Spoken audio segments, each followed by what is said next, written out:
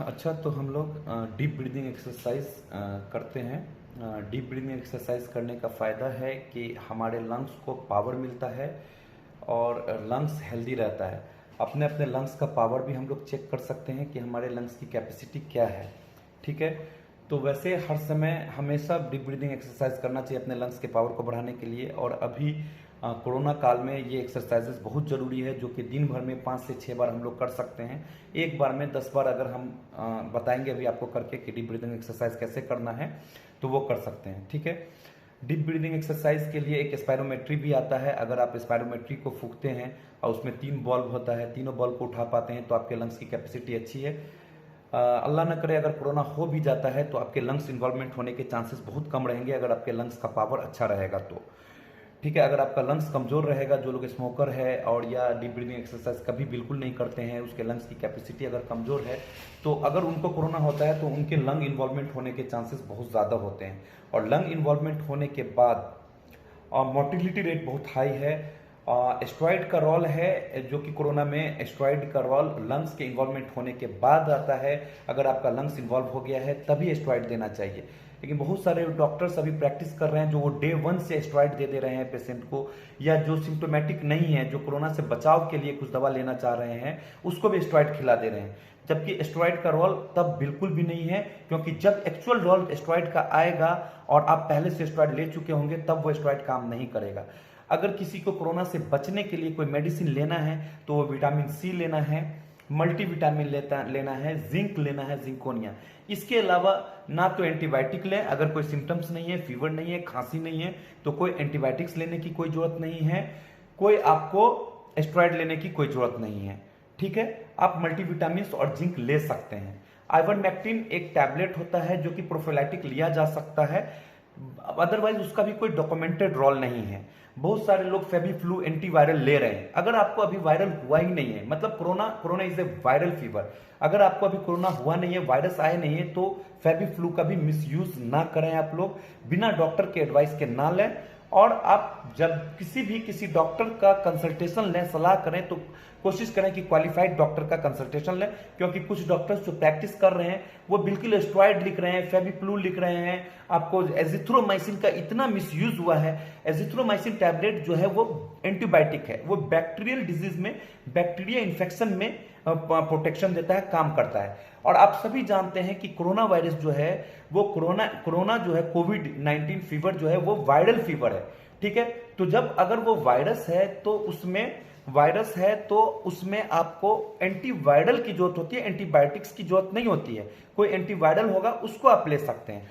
हाँ, एंटीबायोटिक्स की रोल है वायरल फीवर में, जैसे dengue is also viral fever, या corona is also a viral fever. ठीक है, कोरोना फीवर, तो उसमें सेकेंडरी इंफेक्शन होता है। कई बार सांस लेते लेते लंग्स हमारा थक जाता है, तो उसमें सेकेंडरी इंफेक्शन हो जाता है। तो सेकेंडरी इंफेक्शन की वजह से, अगर सेकेंडरी इंफेक्शन हो गया, ठीक है, अगर आप अपना सीबीसी कराते हैं तो उसमें डब्ल्यूबीसी काउंट बढ़ा हुआ आता है, सीआरपी कराते हैं तो आपका सीआरपी लेवल हाई आता है, तब आप एंटीबायोटिक ले सकते हैं, वो सेकेंडरी इंफेक्शन को रोकने के लिए। एकदम स्टार्टिंग में आप बचाव के लिए एंटीबायोटिक का इस्तेमाल ना करें, क्योंकि वो मिसयूज ऑफ एंटीबायोटिक है, और अपने देश में मिसयूज ऑफ एंटीबायोटिक बहुत ज्यादा होता है। दूसरा बात मैं ये कहना चाह रहा हूं कि जो मैं अभी शुरू किया था मेन कंसर्न, कि डीप ब्रीदिंग एक्सरसाइज। तो डीप ब्रीदिंग एक्सरसाइज में क्या करना होता है कि हमें अपनी एक लंबी सी सांस खींचनी होती है और उस सांस को रोकना होता है अपने लंग्स में। कम से कम आप 25 सेकेंड घड़ी के टाइम से देख करके अपने सांस को अपने फेफड़े में रोकें। फेफड़ा को इन्फ्लेट करके सांस लेंगे तो फेफड़ा इन्फ्लेट होगा, फूल जाएगा, जैसे बैलून फूलता है वैसे आपका फेफड़ा फूल जाएगा। उस फेफड़े में उस एयर को, उस ऑक्सीजन को आप 25 सेकंड तक अगर रोक पाते हैं, दैट मीन्स कि आपका लंग्स जो है वो हेल्दी है, आपके लंग इन्वॉल्वमेंट होने के चांसेस बहुत कम है। अगर आपको कोरोना होता भी है तो मैं तो अपनी सांस 35 सेकंड तक रोक पाता हूं। ठीक है, आप लोग कोशिश करें, हो सकता है पहले दिन आप 15 सेकंड रोक पाए, 2 सेकंड करके डेली आप बढ़ाएं, 17 सेकंड, 20 सेकंड, उसको 25 सेकंड तक एटलीस्ट आप ले जाएं।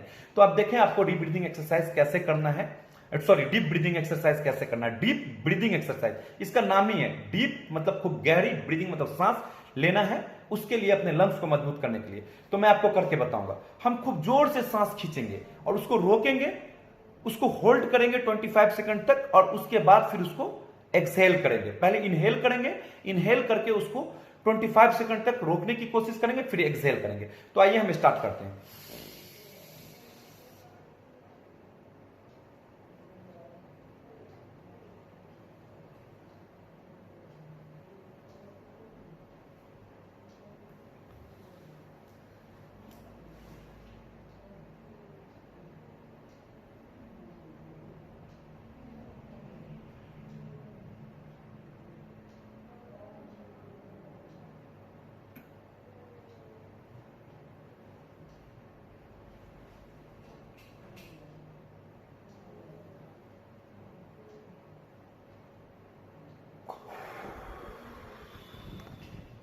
जोर से सारा अपने अंदर का जो हमने इनहेल करके जो एयर अपने लंग्स में भरा हुआ था उसको जोर से फिर मुंह से फूंक देंगे।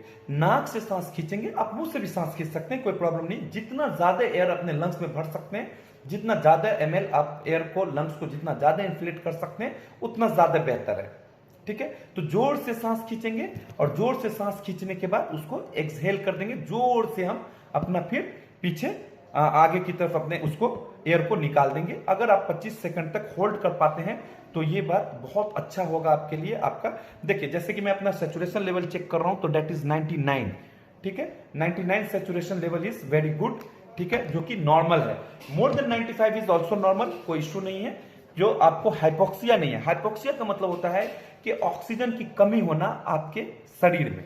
ठीक है, तो फिर से हम दूसरी बार आपको करके दिखाएंगे कि डीप ब्रीदिंग एक्सरसाइज कैसे करना है। जैसे अभी हमने एक बार किया, ऐसे हमने 10 बार करना है एक सेट ऑफ एक्सरसाइज में।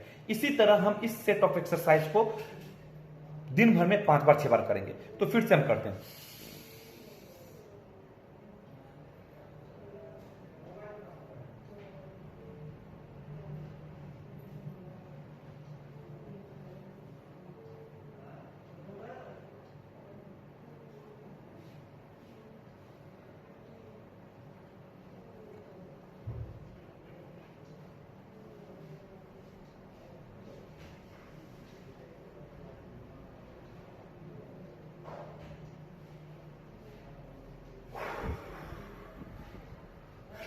देखिए, हमने सांस लिया, खूब जोर से अपने लंग्स को इन्फ्लेट किया। जितना मैक्सिमम एयर ऑक्सीजन वाला एयर ऑक्सीजन मैंने लिया उसको लंग्स में मैंने अपने फुला करके जितना मैक्सिमम लिया मैंने अपने लंग्स को पूरा इन्फ्लेट किया।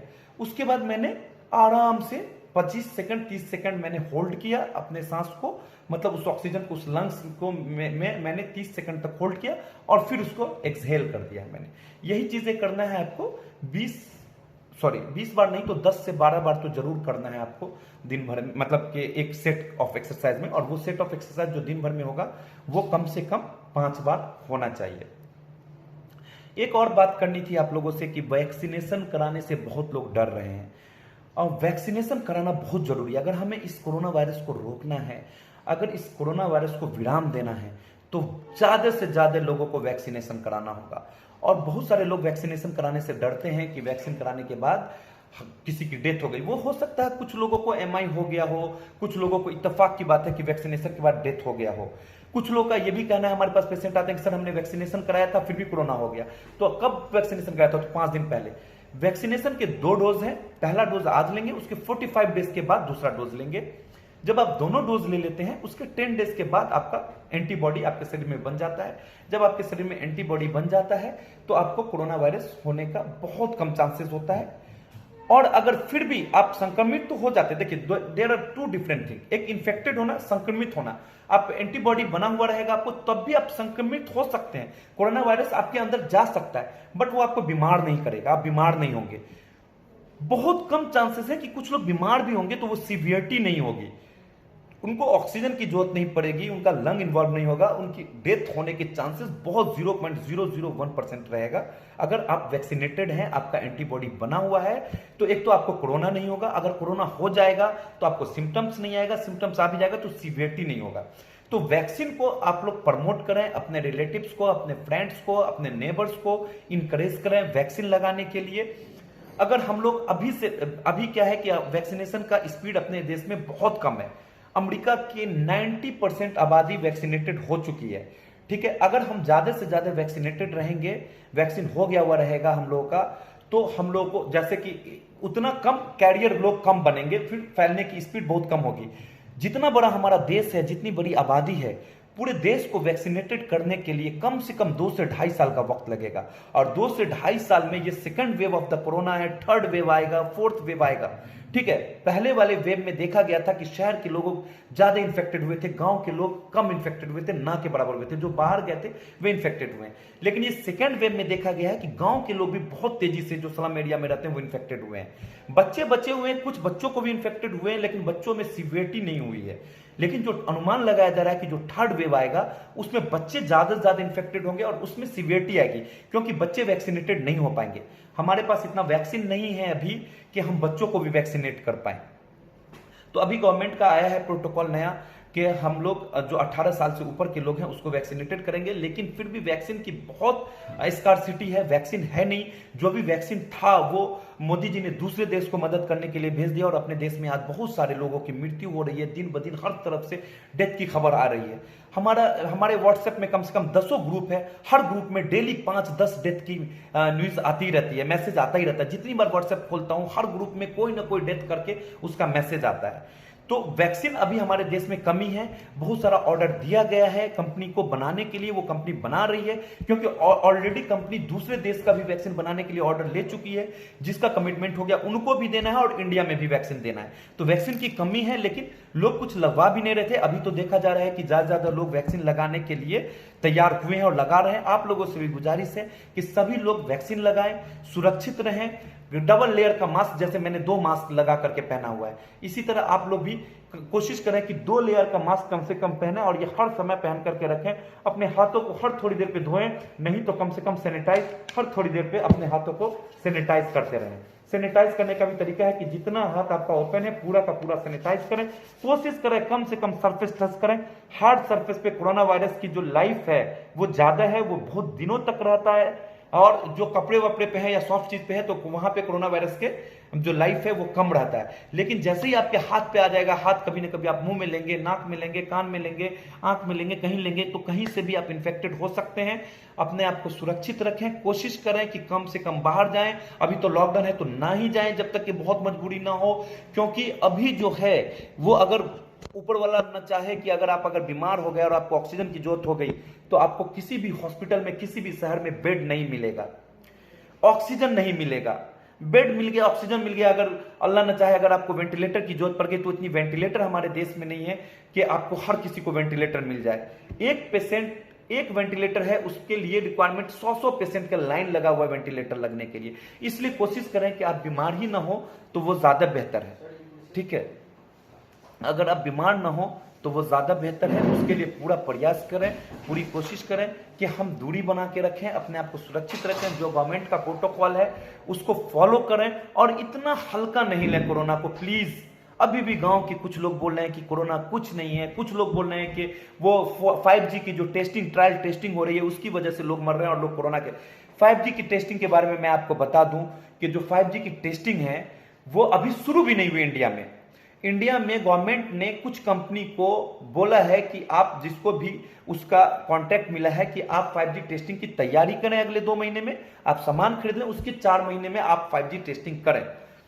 तो अभी टेस्टिंग शुरू भी नहीं हुई है, लेकिन ये मैसेज फैलाया जा रहा है। अपने यहाँ तो व्हाट्सएप यूनिवर्सिटी है, पता है आपको, सही गलत मैसेज तुरंत में लोग फॉरवर्ड करते हैं। फॉरवर्ड करना मतलब पढ़ते भी नहीं है कि जिसको नहीं फॉरवर्ड करना चाहिए उसको भी फॉरवर्ड कर देते हैं। हम ऐसे देश में रहते हैं जहां ये बिलीव किया जाता है कि एक भगवान का, एक अल्लाह का मैसेज आया है, इसको अगर 10 लोगों को नहीं भेजेंगे तो हमें नुकसान होगा, अगर 10 लोगों को भेज देंगे तो हम सुरक्षित रहेंगे या फायदा होगा। ऐसे लोग अभी भी मंद बुद्धि में बोलूंगा या कम पढ़े लिखे लोग बोलूंगा कि वो लोग हैं, तो वो व्हाट्सएप यूनिवर्सिटी पे फैला रहे हैं कि ये 5G टेस्टिंग की वजह से हो रहा है।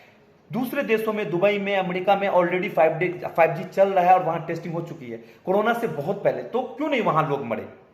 लोगों का कहना है कि 4G टेस्टिंग में बहुत सारे पक्षी मरे थे। नहीं, 4G टेस्टिंग से भी कोई पक्षी नहीं मरा था, वो बर्ड फ्लू हुआ था जिसकी वजह से कुछ पक्षी मरे थे।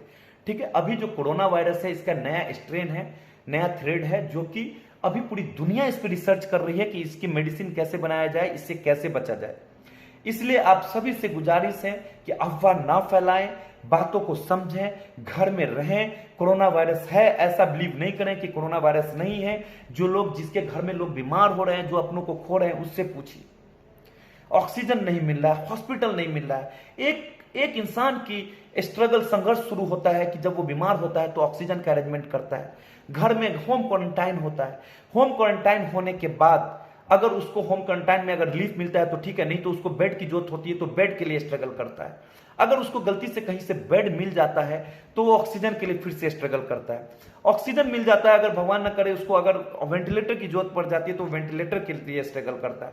अगर वो बच गया तो ठीक है, अगर उसकी डेथ हो जाती है तो शमशान घाट में उसके घर वाले उसको क्रिमिनेशन करने के लिए, उसका अंतिम संस्कार करने के लिए जगह पाने के लिए स्ट्रगल करता है।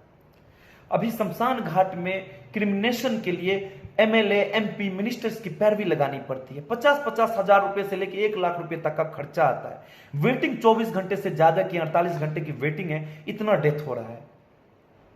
इसलिए आप सभी से गुजारिश है कि बहुत तकलीफ होता है जब कोई अपनों को खोता है और उसके बारे में सुनता हूं। हम आप क्या कह सकते हैं कि ठीक है, वो थोड़ी देर के लिए उनसे पूछो जो उन्होंने खोया है। इसलिए आप लोगों सभी से गुजारिश है कि आप लोग सुरक्षित रहें, सेफ रहें, दूसरों को भी सेफ रखें, दूसरों को समझाएं, इंकरेज करें, वैक्सीन लगवाएं, डिस्टेंसिंग, सोशल डिस्टेंसिंग का पालन करें, मास्क लगाएं। धन्यवाद, नमस्कार, यही आप लोगों से विनती है और एक दूसरों के लिए, सभी के लिए प्रार्थना करें। शुक्रिया।